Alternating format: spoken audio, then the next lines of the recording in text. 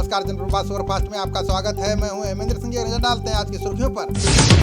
PM Modi ने भाजपा की संस्थापक सदस्य रही विजय राजे सिंधिया के जन्म शताब्दी समारोह पर 100 रुपए का स्मृति सिक्का जारी किया है। पीएम मोदी ने कहा कि सुरक्षित समृद्ध भारत के उनके सपने को केंद्र सरकार आत्मनिर्भर भारत की सफलता से पूरा करेगी। वीडियो कॉन्फ्रेंस से आयोजित समारोह में सिंधिया परिवार के साथ साथ कई राज्यों के सीएम व कई अन्य गणमान्य लोगों ने हिस्सा लिया। जीएसटी काउंसिल की 43वीं बैठक से पहले वित्त मंत्री निर्मला सीतारमण ने कर्मचारियों को बड़ा तोहफा दिया है। इसके मद्देनजर उन्होंने स्पेशल फेस्टिवल एडवांस योजना और यात्रा अवकाश भत्ते की घोषणा की। इस योजना के तहत सरकार ने मांग को प्रोत्साहन देने के लिए कर्मचारियों को 10,000 रुपए की अग्रिम राशि का भुगतान करने का निर्णय लिया है। केंद्रीय वित्त मंत्री निर्मला सीतारमण ने अर्थव्यवस्था पर नया प्रस्ताव पेश किया है। वित्त मंत्री ने कहा है कि नए प्रस्ताव से राज्यों को 50 साल के लिए स्पेशल इंटरनेट फ्री लोन दिया जाएगा। इसका पहला हिस्सा 2500 करोड़ रुपए का होगा। इसमें से 1600 करोड़ रुपए नॉर्थ ईस्ट को मिलेगा, बाकी 900 करोड़ रुपए उत्तराखंड और हिमाचल को दिया जाएगा। रक्षा मंत्री राजनाथ सिंह ने 7 राज्यों और केंद्र शासित प्रदेशों में 44 पुलों का वीडियो कॉन्फ्रेंसिंग के जरिए उद्घाटन किया। बीआरओ द्वारा निर्मित इन 44 पुलों में से 10 जम्मू कश्मीर, 7 लद्दाख, 2 हिमाचल, 4 पंजाब, 4 सिक्किम और 8 उत्तराखंड अरुणाचल में है। इसके अलावा रक्षा मंत्री ने अरुणाचल में नेचिपू सुरंग की भी आधारशिला रखी। लद्दाख में जारी तनाव पर भारत और चीन के बीच उच्च स्तरीय सैन्य वार्ता शुरू हो गई है। भारत पूर्वी लद्दाख में टकराव के बिंदुओं से चीन द्वारा सैनिकों की पूरी तरह से जल्द वापसी पर जोर दे रहा है। सरकारी सूत्रों ने बताया कि वार्ता पूर्वी लद्दाख में वास्तविक नियंत्रण रेखा पर भारत की ओर सुचूल में हो रही है। लंबे समय से अपनी नियुक्ति का इंतजार कर रहे हजारों शिक्षकों को सीएम योगी ने बड़ा तोहफा दिया है। सीएम के आदेश पर 69,000 शिक्षक भर्ती मामले में 31,161 शिक्षकों की सूची जारी कर दी गई है। इन लोगों को 16 अक्टूबर को नियुक्ति पत्र दिया जाएगा। वहीं माध्यमिक शिक्षा विभाग भी 3,317 सहायक अध्यापकों को 16 अक्टूबर को ही नियुक्ति पत्र जारी करेगा। इलाहाबाद उच्च न्यायालय की लखनऊ खंडपीठ में हाथरस मामले को लेकर सुनवाई हुई। इस दौरान पीड़िता के परिजन अदालत के समक्ष उपस्थित हुए। हाथरस कांड में पीड़ित परिवार और जांच कर रहे संबंधित अधिकारियों के बयान दर्ज हुए। अदालत ने सुनवाई के लिए अगली तिथि 2 नवंबर निर्धारित की है। हाथरस मामले की जांच के लिए सीबीआई ने टीम गठित की है। इस टीम का मुखिया डीएसपी सीमा पाहुजा को बनाया गया है। पाहुआ अपनी टीम के साथ हाथरस के चंदपा थाने पहुंची है। यहां उन्होंने थाने से दस्तावेज जुटाए हैं। बता दें कि सीमा पाहुजा वर्तमान में गाजियाबाद की सीबीआई यूनिट की एसीबी के तौर पर डीएसपी तैनात है। हाल ही में सरकार द्वारा बनाए गए 3 कृषि कानूनों की संवैधानिक वैधता को चुनौती देने वाली कई याचिकाओं पर सुप्रीम कोर्ट में सुनवाई हुई, जिसमें शीर्ष अदालत ने केंद्र सरकार को नोटिस जारी कर उसकी प्रतिक्रिया मांगी है। Chief justice S A Bobde की अध्यक्षता वाली पीठ ने केंद्र से 4 हफ्तों के अंदर जवाब मांगा है। मुंबई में पावर ग्रिड फेल होने से बिजली आपूर्ति 2 घंटे ठप रही, जिससे मुंबई की लोकल ट्रेनों का भी संचालन रुक गया है। 2 घंटे की मशक्कत के बाद एक बार फिर बिजली की आपूर्ति बहाल हो गई है। वहीं महाराष्ट्र के ऊर्जा मंत्री ने बताया कि टाटा की बिजली आपूर्ति बाधित हुई है। सरकार ने ग्रिड फेल होने की जांच के आदेश दिए हैं। अयोध्या की तपस्वी छावनी के महंत परमहंस दास ने आमरण अनशन शुरू कर दिया है। परमहंस दास ने कहा कि भारत में हिंदुओं की संख्या किसी अन्य धर्म के लोगों से ज्यादा है, इसलिए भारत को हिंदू राष्ट्र घोषित किया जाना चाहिए। उन्होंने कहा कि पीएम मोदी ने 370 हटाकर साबित कर दिया है कि वे देश हित में कुछ भी कर सकते हैं। अयोध्या में एयरपोर्ट हेतु गरीबों किसानों की भूमि के अनुचित मुआवजे को लेकर धरना प्रदर्शन शुरू हो गया है। लोगों ने अपने परिवार के भविष्य की चिंता और अन्याय के खिलाफ महिलाओं के नेतृत्व में कटोरा चम्मच लेकर विरोध प्रदर्शन किया। वहीं अखिलेश यादव ने कहा कि भाजपा सरकार को पुण्य के कार्य में ईमानदारी बरतनी चाहिए। तमिल की मशहूर एक्ट्रेस खुशबू सुंदर ने बीजेपी का दामन थाम लिया है। दिल्ली में बीजेपी हेडक्वार्टर में उन्होंने पार्टी की सदस्यता ली। बता दें कि बीजेपी में शामिल होने की अटकलों के बीच कांग्रेस ने खुशबू को राष्ट्रीय प्रवक्ता पद से हटा दिया था। खुशबू ने कहा कि देश को आगे बढ़ाने के लिए पीएम मोदी जैसे नेता की जरूरत है। बिहार विधानसभा चुनाव में दागियों को टिकट देने के मामले में आरजेडी सबसे आगे है। चुनाव आयोग के निर्देशानुसार आरजेडी ने अपने सोशल साइट्स पर 38 दागी उम्मीदवारों के नाम उनके आपराधिक रिकॉर्ड के साथ जारी किए हैं। आरजेडी ने कई बाहुबलियों के साथ साथ उनके परिवार के लोगों को भी टिकट देने में दरियादिली दिखाई है। कर्नाटक के मुख्यमंत्री बी एस येदियुरप्पा ने कोरोना महामारी के बीच कैबिनेट में फेरबदल किया है, जिसके तहत मंत्री बी श्रीरामुलु से स्वास्थ्य एवं परिवार कल्याण मंत्रालय का प्रभार लेकर शिक्षा मंत्री के सुधाकर को दे दिया है। सीएम येदियुरप्पा ने श्रीरामुलु से पिछड़ा वर्ग कल्याण विभाग भी वापस ले लिया है और इसे अपने पास रखा है। सुप्रीम कोर्ट ने ट्रांसजेंडर समुदाय को भी कानून का समान संरक्षण मुहैया कराने के लिए दायर याचिका पर केंद्र से जवाब मांगा है। याचिका में दलील दी गई है कि ट्रांसजेंडर समुदाय के सदस्यों पर अपराधों से संरक्षण के लिए कोई दंडात्मक प्रावधान नहीं है। सीजेआई बोबड़े की पीठ ने कहा है कि ये अच्छा विषय है जिस पर सुनवाई की जरूरत है। अमेरिका के पॉल और मिलग्राम तथा रॉबर्ट बी विल्सन को साल 2020 के अर्थशास्त्र का नोबेल पुरस्कार मिला है। उन्हें पुरस्कार नीलामी सिद्धांत में सुधार और नए नीलामी स्वरूप के आविष्कार के लिए दिया गया। Royal Swedish academy of sciences के महासचिव गोरान हैंसन ने नोबेल पुरस्कार विजेताओं के नाम की घोषणा की। दिल्ली उच्च न्यायालय ने सभी अदालत परिसरों में फाइबर इंटरनेट लाइनें बिछाने से संबंधित याचिका पर विचार करने से इनकार कर दिया है। याचिका में अनुरोध किया गया था कि लाइनें बिछाने से कोरोना के दौरान वीडियो कॉन्फ्रेंसिंग के जरिए मुकदमों की प्रभावी तरीके से सुनवाई हो सकेगी। कोर्ट ने कहा है कि अभी कोई राहत नहीं दी जा सकती है क्योंकि इसमें काफी खर्च आएगा और सरकार की अपनी प्राथमिकताएं हैं। कांग्रेस ने अगले साल पश्चिम बंगाल में होने वाले विधानसभा चुनाव की तैयारियों के मद्देनजर चुनाव प्रचार समिति गठित की है। इसमें घोषणा पत्र समिति समेत 6 समितियों का गठन किया गया है। प्रदेश कांग्रेस कमेटी के विभिन्न पदाधिकारियों की नियुक्ति की गई है। सोनिया गांधी ने कई पदाधिकारियों की नियुक्ति के प्रस्ताव को भी स्वीकृति प्रदान की। हाथरस मामले में गिरफ्तार पीएफआई के सदस्यों से ईडी पूछताछ करेगी। इसके लिए ईडी की टीम लखनऊ से मथुरा जेल जा रही है, जहां बंद पीएफआई के सदस्यों से पूछताछ करेगी। ईडी ने भीम आर्मी के खिलाफ जांच बंद कर दी है। आपको बता दें कि हाथरस मामले में भीम आर्मी पर पीएफआई से लिंक होने के आरोप लगे थे। यूपी के सीएम योगी ने प्रदेश में अब तक कोविड-19 के 1 करोड़ 20 लाख से अधिक जांच किए जाने पर संतोष जताया है। सीएम योगी ने कोरोना टेस्ट पूरी क्षमता से संचालित करने का निर्देश दिया। मुख्यमंत्री ने कहा है कि कोविड-19 के संक्रमण की श्रृंखला को तोड़ने के लिए हर स्तर पर सतर्कता जरूरी है। भाजपा सांसद वीरेंद्र सिंह मस्त ने केंद्र सरकार के तौर तरीकों की आलोचना करने पर राहुल गांधी को आड़े हाथ लिया। उन्होंने कटाक्ष करते हुए कहा कि भारत चीन के मुद्दे पर राहुल को समझना किसी के बस की बात नहीं है। बता दें कि राहुल ने कहा था कि संप्रग सरकार के दौरान चीन के हमारे क्षेत्र में कदम रखने की हिम्मत नहीं थी। दिल्ली के सीएम अरविंद केजरीवाल ने जंतर मंतर पर कृषि कानूनों के खिलाफ आयोजित प्रदर्शन को संबोधित किया। केजरीवाल ने कहा कि देश का किसान आज खेत छोड़कर प्रदर्शन करने को मजबूर है। केजरीवाल ने कहा कि कृषि कानून के जरिए सरकार खेती को किसान से छीनकर कंपनियों को देना चाहती है।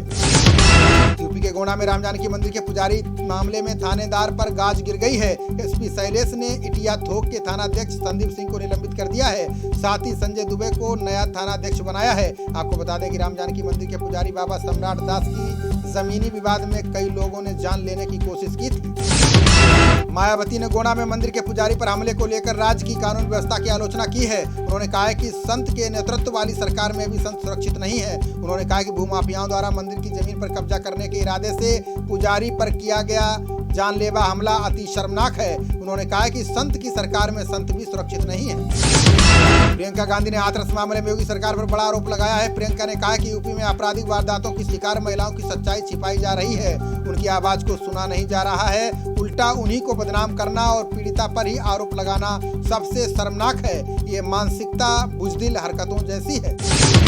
मध्य प्रदेश में कांग्रेस नेता दिनेश गुर्जर ने सीएम शिवराज चौहान को लेकर विवादित बयान दिया है। गुर्जर ने कहा है कि पूर्व सीएम कमलनाथ देश के दूसरे नंबर के उद्योगपति हैं। वे शिवराज चौहान की तरह नंगे भूखे परिवार के नहीं हैं। उन्होंने कहा कि शिवराज के पास कभी बमुश्किल 5 एकड़ जमीन हुआ करती थी, लेकिन आज वे हजारों एकड़ जमीन के मालिक हैं जो उन्होंने किसानों का खून पीकर जमा की है।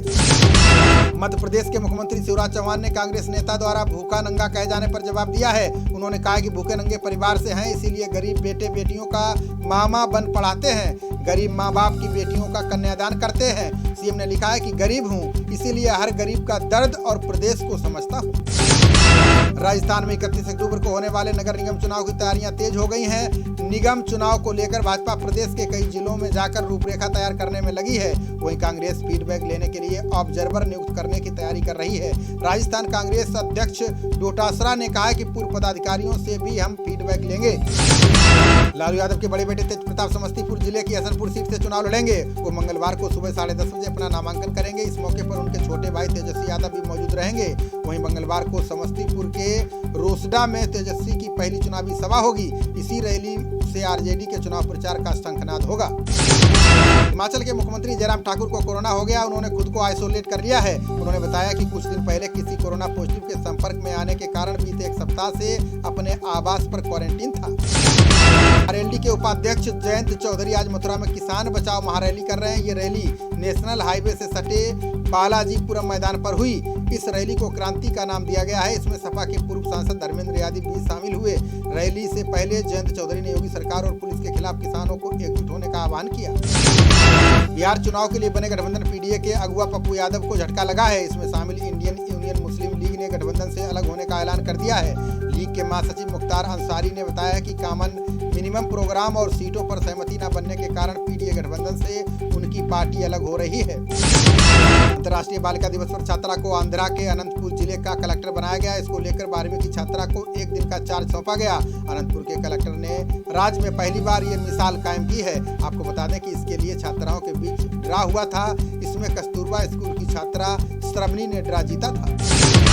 केंद्रीय माध्यमिक शिक्षा परिषद बोर्ड ने 10वीं कक्षा की पूरक परीक्षा का परिणाम घोषित कर दिया है, जिसमें 56% से अधिक छात्र उत्तीर्ण हुए हैं। बोर्ड के एक वरिष्ठ अधिकारी ने बताया कि परीक्षा देने वाले छात्रों में से 82,903 छात्र छात्राएं उत्तीर्ण हुए हैं। इस तरह 56.55% छात्रों ने पूरक परीक्षा में सफलता प्राप्त की। झारखंड पुलिस ने राज्य को दहलाने की साजिश नाकाम कर दी है। पाकुड़ के एसपी मणिलाल मंडल ने बताया कि पुलिस ने रानी कोला में अवैध विस्फोटकों से भरे 2 बोरे बरामद किए हैं, जिसमें 390 विस्फोटक राड और 100 किलोग्राम अमोनियम नाइट्रेट मिला है। पुलिस ने पश्चिम बंगाल निवासी मोनीरुल शेख को गिरफ्तार किया है। सीएम केजरीवाल ने दिल्ली कौशल और उद्यमिता विश्वविद्यालय की शुरुआत की है। इसकी पहली बीसी प्रोफेसर निहारिका बोहरा को बनाया गया है। प्रोफेसर निहारिका को आईआईएम अहमदाबाद में 20 साल पढ़ाने का अनुभव है। सीएम केजरीवाल ने कहा कि यूनिवर्सिटी के सभी बोर्ड मेंबर्स भी अपने अपने क्षेत्र में जाने माने लोग हैं। बिहार चुनाव के बीच सुरक्षा बलों ने नक्सलियों की बड़ी साजिश को नाकाम कर दिया है। सुरक्षा बलों ने जमुई के जंगल में से विस्फोट बरामद किया है। इसमें 3 कंटेनर से 40 किलो विस्फोटक बरामद किया गया है। बताया जा रहा है कि नक्सली संगठन भाकपा माओवादी ने जंगल में विस्फोट छिपाकर रखा था। बंगाली अभिनेता सौमित्र चटर्जी को कोरोना हो गया है। सांस लेने में दिक्कत होने के बाद उनकी हालत बिगड़ गई है। चटर्जी का आईसीयू में उपचार चल रहा है। उन्हें 2 बार प्लाज्मा थेरेपी भी दी गई है। वहीं डॉक्टरों ने बताया कि अभिनेता सौमित्र चटर्जी की सेहत में अब सुधार होने लगा है। बिहार सरकार के मंत्री और बीजेपी के विधायक विनोद कुमार सिंह का निधन हो गया है। उन्होंने मेदांता अस्पताल में अंतिम सांस ली। बताया जा रहा है कि विनोद सिंह काफी दिनों से बीमार चल रहे थे। उनके ब्रेन हेमरेज की बीमारी थी। इसी के इलाज के लिए अस्पताल में भर्ती थे। उनकी बिहार बीजेपी के कद्दावर नेताओं में गिनती होती थी। जम्मू कश्मीर के श्रीनगर में सुरक्षा बलों को बड़ी कामयाबी मिली है। पुलिस और सीआरपीएफ की संयुक्त टीम ने 2 दहशतगर्दों को ढेर कर दिया है। ढेर किए गए दहशतगर्दों में एक पाकिस्तानी का सैफुल्लाह भी शामिल है, जिसका नाम सीआरपीएफ हमले में भी सामने आया था। हालांकि अभी इसकी आधिकारिक पुष्टि नहीं की गई है। बंगाल की खाड़ी में बन रहे गहरे दबाव से तूफान आने की आशंका पैदा हो गई है। मौसम विभाग ने बताया कि खाड़ी के ऊपर कम दबाव का क्षेत्र बनेगा, जो गहरे दबाव में तब्दील होगा। इसके बाद 12 अक्टूबर की रात को आंध्रा और तेलंगाना में तूफान आ सकता है, जबकि 13 अक्टूबर को कर्नाटक, महाराष्ट्र और ओडिशा में भारी बारिश हो सकती है। बीजेपी के दिग्गज नेता और यूपी के पूर्व मुख्यमंत्री कल्याण सिंह की कोरोना रिपोर्ट निगेटिव आई है। इसके बाद उन्हें अस्पताल से छुट्टी दे दी गई है। इस मौके पर बीजेपी कार्यकर्ताओं ने फूलों की वर्षा कर उनका स्वागत किया। बता दें कि कोरोना पॉजिटिव होने पर कल्याण सिंह को गाजियाबाद के यशोदा अस्पताल में भर्ती कराया गया था। नेपाल सीमा से सटे बिहार के पश्चिम चंपारण में पिकअप वैन से करीब 50 किलोग्राम चरस पकड़ी गई है। इसकी अंतर्राष्ट्रीय बाजार में कीमत 20 करोड़ रुपए बताई जा रही है। एसएसबी कैंप के प्रभारी निरीक्षक राजकुमार ने बताया है कि नेपाल से चरस की बड़ी खेप पिकअप से भारत लाई जा रही थी। इस दौरान तस्कर को भी गिरफ्तार किया गया है। रामपुर के डीएम ने किसान बनकर धान क्रय केंद्रों का निरीक्षण किया। उन्होंने अनियमितता पाए जाने पर एफआईआर दर्ज कर कार्रवाई का निर्देश दिया है। बता दें कि क्रय केंद्रों की व्यवस्थाओं में अनियमितता की शिकायतें मिल रही थी, जिसके बाद डीएम ने औचक निरीक्षण करने का फैसला किया। दाहोद की ग्राम पंचायत दोह में संत रविदास मंदिर का भूमि पूजन किया गया। इस मौके पर खरगापुर विधायक राहुल सिंह लोधी ने हवन किया। विधायक ने इस दौरान लोगों की समस्याएं सुनी। उन्होंने कहा कि मैं जनता का ही विधायक हूं, मेरे दरवाजे हमेशा जनता के लिए खुले रहते हैं। शिवराज सिंह चौहान ने 33 किलो के ग्रामीण क्षेत्रों में 1584 विकास योजनाओं का लोकार्पण किया। इस मौके पर उन्होंने टीकमगढ़ की ग्राम पंचायत बेला में कई योजनाओं का लोकार्पण किया। मुख्यमंत्री ने प्रधान विजय लक्ष्मी सिंह से चर्चा भी की। अंतर्राष्ट्रीय बालिका दिवस पर बिजनौर जिला अस्पताल में कार्यक्रम का आयोजन किया गया। महिला कल्याण अधिकारी रविता राठी ने महिलाओं को बेबी किट बांटी। रविता राठी ने कहा कि बेटियां हिम्मत वाली होती हैं। उन्होंने मुख्यमंत्री कन्या सुमंगला और अन्य योजनाओं के विषय में लोगों को जागरूक भी किया। बिजनौर में पत्रकार संघर्ष समिति ने आर पार की लड़ाई का ऐलान कर दिया है। समिति ने कहा है कि बेकसूर पत्रकारों को झूठे मामलों में फंसाया जा रहा है। इस पर समिति चुप नहीं बैठेगी।